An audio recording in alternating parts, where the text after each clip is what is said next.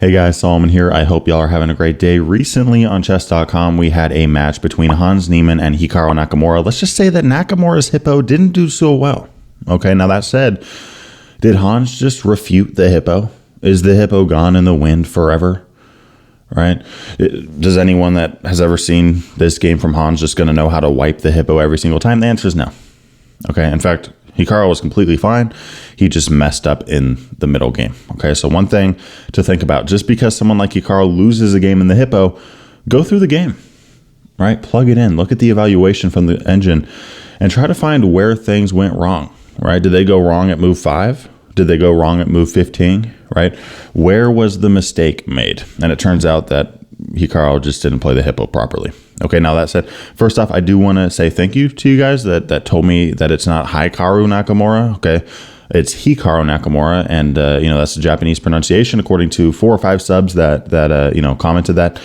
Thank you for telling me, and I was not trying to be disrespectful in any way, shape, or form. I promise. So, thank you for telling me that.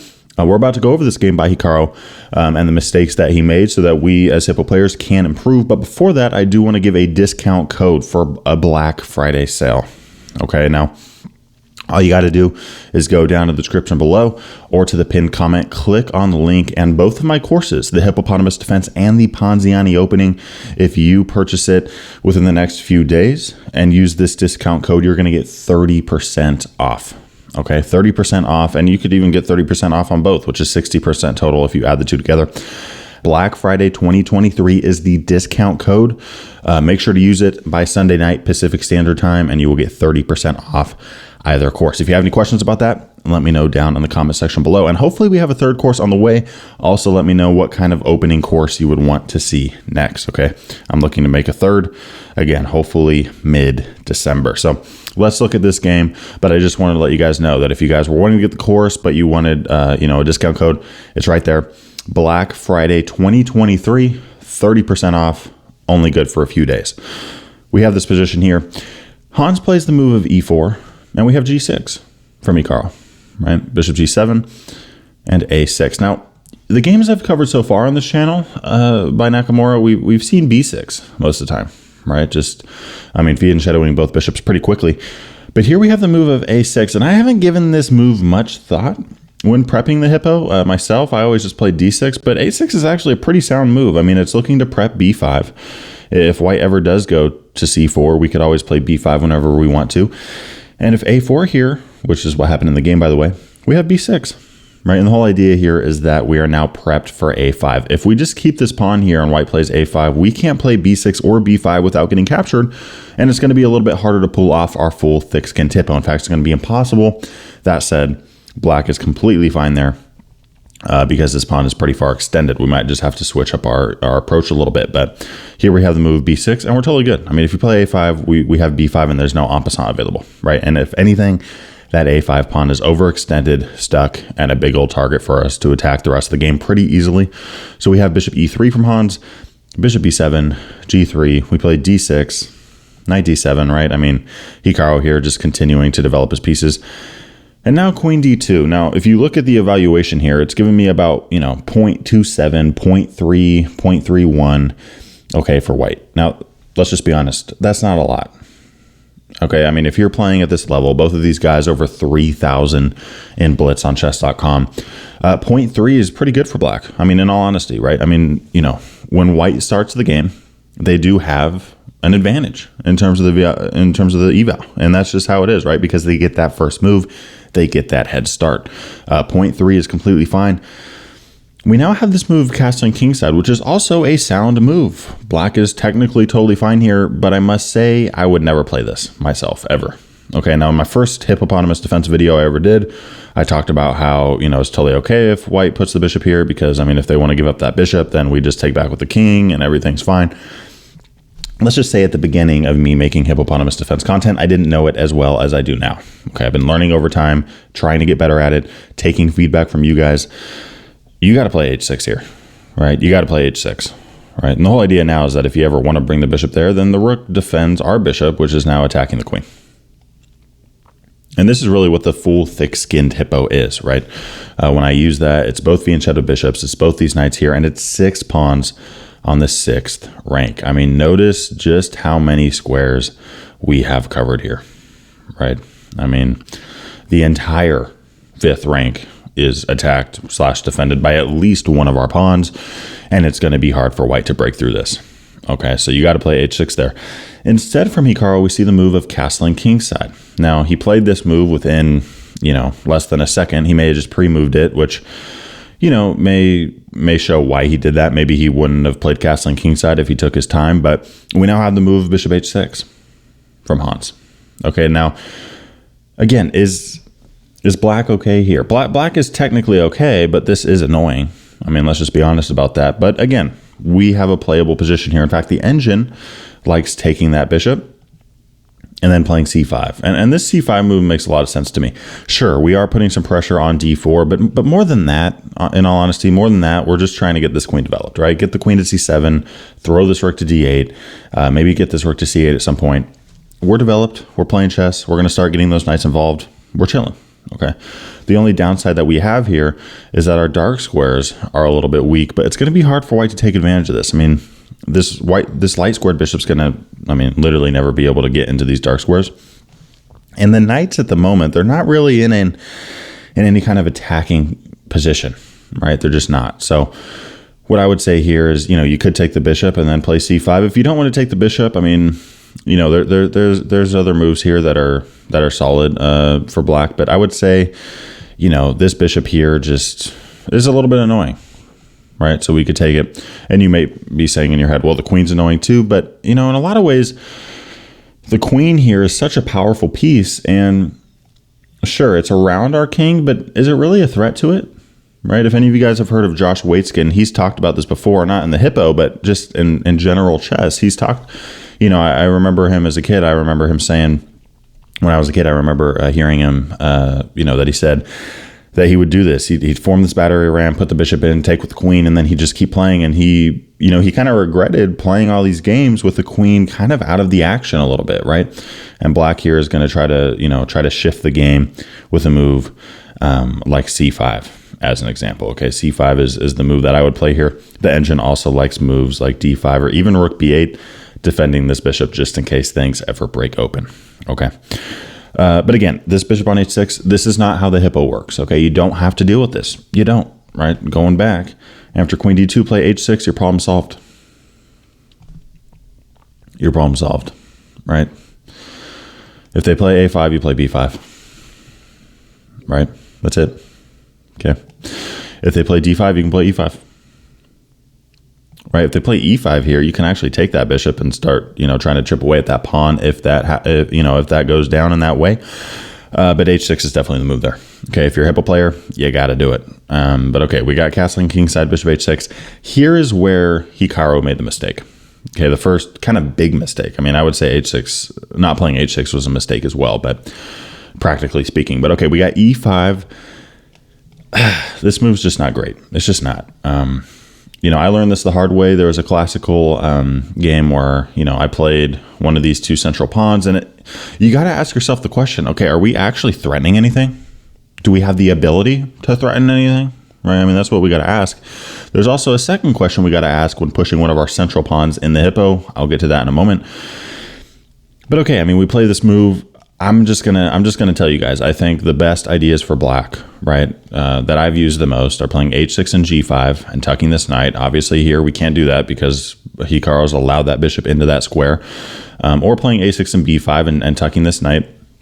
In both cases, this is not allowed here, but you get the idea. C5 and f5 are also moves that we need to look at when playing the Hippo, as well as getting these knights dancing, right? Getting them involved and trying to go after a weak target. Now, in this particular situation, neither of these pawns is more weak than the other. They're both defended by two pieces, right? They're both defended by two pieces. And, this is really where the skill set of the Hippopotamus Defense player comes in. The Hippo is not an opening-based system, right? We're not trying to win the game right away. In fact, it's almost impossible unless our opponent just starts giving us pieces. But it is a middle game focused system, which I think can actually help you improve at chess and help you improve at the end game. And every single game you play with the Hippo, you're going to keep getting better at it. Win, loss, or draw, I encourage you to plug that into the analysis. hit up your coach, and if you have one, and, keep improving at it. Your opponent, maybe it's their first time, maybe it's their second time seeing the hippo. You've played it hundreds, and you're going to have the upper hand and comfortability. But, in this case, the move of E5, the reason I'm not a big fan most of the time, and I talk about this in the course, most of the time the reason I'm not a big fan of this is because the opponent doesn't have to do anything. Right? In a lot of cases, they don't have to take, they don't have to push, right? They can just sit there. And in this case, this pawn is not weak enough where we can just start putting pressure on it and white needs to start freaking out. Okay, now there's instances where this is very strong, but it's pretty rare. Okay, when I played it in the tournament game, my opponent kind of just sat there and I went, well, now I have this awkward tension, and if I take here, I'm kind of just breaking open my hippo setup. And why did I play the hippo? Because now it doesn't feel like it. Now, why did I play the hippo? I didn't regret playing the hippo. I regretted pushing the pawn, but you get the idea. White here doesn't have to take. They don't have to push. In fact, we see the move of just taking on G7 and then bringing the rook to D1. White just supporting the pawn, right? What are we going to do here? If we take, the knight just gets active, and I just don't see how this helps us, right? White gets a semi-open file. White gets space. The game's breaking open in a way that we don't want. I don't like it, okay? Now, the second question we need to ask when pushing one of these central pawns, which I mentioned earlier, what is the question that we got to ask? We got to ask what flank pawns of white have flexibility, right? In this case, let's just imagine for a second we played D5. Now, would it have worked? No. Okay, but let's just imagine for a second. If we had this kind of pawn structure, could white play C4 and keep putting pressure on that pawn? The answer is no, because there's a pawn on C3. There's a knight on C3. Okay, that's not a pawn, that's a knight. White has this pawn stuck, okay, because of the knight on C3. It can't move anywhere. On the other hand, in this case, there's no knight on F3. There's no knight. White can play F4 whenever they want and put even more pressure on our central pawn that we've pushed, that we shouldn't have pushed in the first place, and that's exactly what happens here. Okay, now, on top of that, according to the engine, white here can just take. Notice we can't take with the D pawn because we just lose our knight on D7. And if we take with this knight, white can start chasing us around. It might seem like we're getting activity and this knight's active, blah, blah, blah, but white's just going to play B3. And our knight's going to be forced to somewhere awkward like A5. White has a ton of space here, and they really have a strong grip on D5. A bishop, a pawn, a knight, a rook, just about any piece that you can name, is putting pressure on that square. And we're probably going to see some kind of knight D5 thrust at some point here, maybe even B3. And I could see a potential of white trying to take over this diagonal as well at some point with the queen. Okay. Not good for black. Okay, we don't have pawn breaks here. B5 can't happen because of the pawn. D5, obviously, that's just not going to work. F5, what are we doing here? G5, stop it. H5, good job, you did nothing. So, yeah, it's just not looking good. So, knight C6 is played. We have F4 instead, though. And now we take on D4. And this is not what you want with the hippo, unless you're winning a pawn or, winning some kind of material advantage. Most of the time, if you're just taking here and just breaking the game open, trading central pawn for central pawn, in this kind of instance, why does this help us? One of our bishops didn't get activated. That's a big part, right? There's times where, okay, we can break the game open in the hippo. The hippo's actually pretty aggressive, but we need to improve because of this. In this case, what do we get out of this, right? I just feel like white has a very comfortable position. If I'm white here, I'm not scared, is what I'm trying to say. White's fine. Okay, white's fine. So we have this move, knight takes. Hans captures back with the queen. And again, we have another mistake from Hikaru. Now, what does black play here? We have the move king g8. This is not a good move, okay? What is better? Okay, we're going to go over why this is a mistake, but what is better? Well, the move of f6. And the reason for that is because white has the possibility of breaking through with e5. And we want this pawn available to capture back. Why is that? Because this pawn cannot take due to the fact that we would lose our knight, right? It's important to think about things like that. Which pawn of mine could take on a square? Which pawn of mine is literally just stuck on the file it's on because it's protecting things? We can take with the f pawn, right? Let's just say we see the move e5, right? Of course, before we do this, I would say that we should just snatch off this bishop, okay? Snatch that guy off. Now, if king takes, again, we're not going to take with the d pawn because we're going to lose our knight, but we could take with the f pawn. That's great, right? And here if white takes, okay, we capture back with the queen. Take on d4, knight f6. I mean, this is just going to be a dead draw if black plays this correctly.